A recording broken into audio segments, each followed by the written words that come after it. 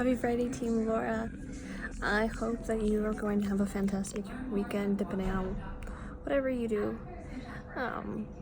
So a couple of Friday reminders, and then I'm going to get in a couple other things really quick.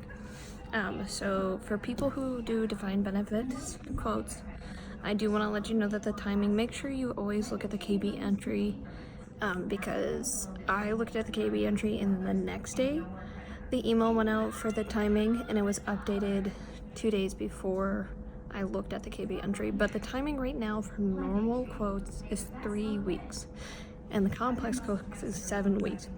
I do tell people when I am on the phone and I tell them how long a quote would take, I say 3 to 4 weeks, because sometimes there is some information that we're waiting on from the employer to get everything taken care of. So you make sure you get just kind of a little bit of leeway for us.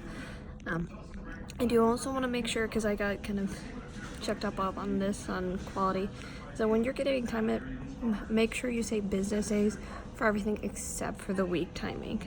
So 3 business days for a check in the mail, 3 business days for a direct deposit, or 2 business days for a direct deposit, 3 business days for a loan, all that kind of stuff, except for the week processing. Now, I want to let you know that this information I just found out, so I sent an email to the team, but make sure that you don't send out the express email instructions. I almost sent it to a third-party financial advisor, even though the participant was on the line. We still don't want to send that out.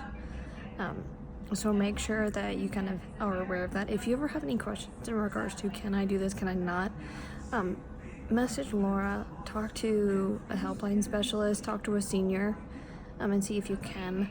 If you aren't sure on that phone call, if you can or not, it depends on the situation. Just talk to a helpline specialist if you're really not sure, or talk to a senior and see what you can do. And then if you need to, get back to the participant, but just make sure that you're kind of covering and protecting yourself just as much as we're protecting principal, because that's confidential information for the participant and we don't want to just give that out willy-nilly. Next thing is that Laura shadowed with me this week and we were looking at a couple things for a hardship for a participant, and one thing that she noted with me is that when we're looking up the Prevent Eviction Hardship Checklist Guide, because the participant was getting foreclosed on, that with a foreclosure online, it says for the hardship guide that the purchase agreement is required. And when we looked at the hardship checklist guide, that it doesn't say anything like that. For an eviction, the lease agreement is required, but for a home purchased, the purchase agreement is not. An email should come out shortly in regards to that information a little bit more. If you ever have any questions, make sure to check the hardship guide or talk to Helpline or a senior in regards to that. So, on later news, this morning I locked myself, well, not locked myself out. I left my keys for my locker at home. I live all the way in Waukee, which is about a 20-30 minute drive depending on the traffic. So I got here and my husband dropped me off because that's why I left my keys.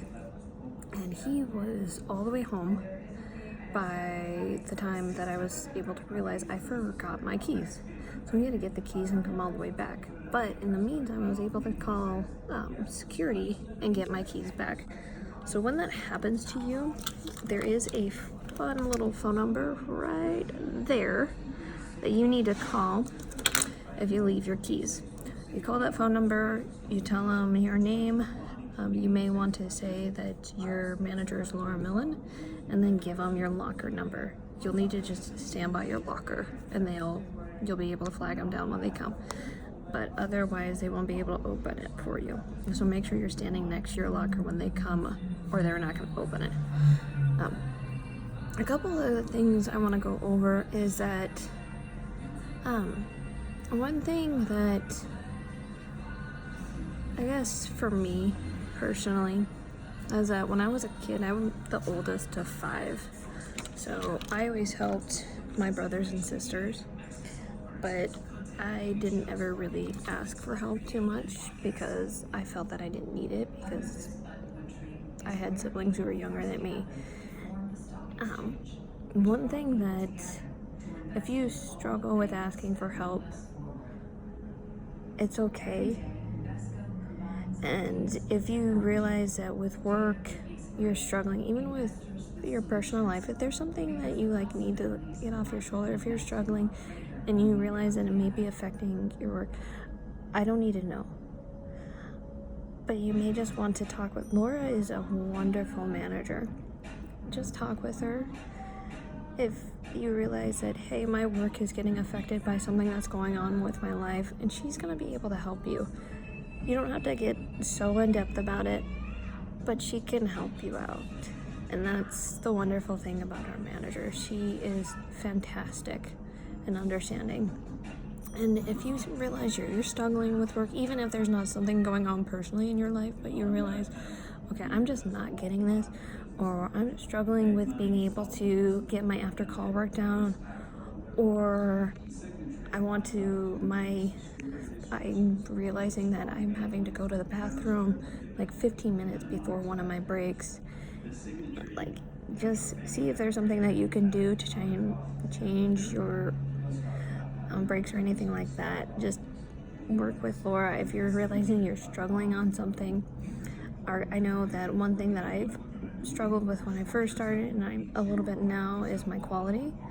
So one thing that I'm gonna see if I can do is trying to get more help with my quality in the future, and just make sure that I'm updated on my quality and making sure I'm kind of getting where I'm supposed to be.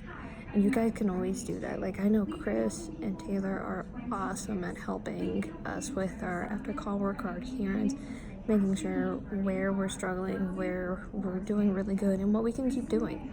So just always make sure that if you're struggling with someone, kind of reach out. And that's not a bad thing. And no one's going to say, hey, this person is struggling with this. It's you who kind of needs to keep yourself accountable. But we're not going to kind of call you out for it, in the sense that we're not going to embarrass you about that.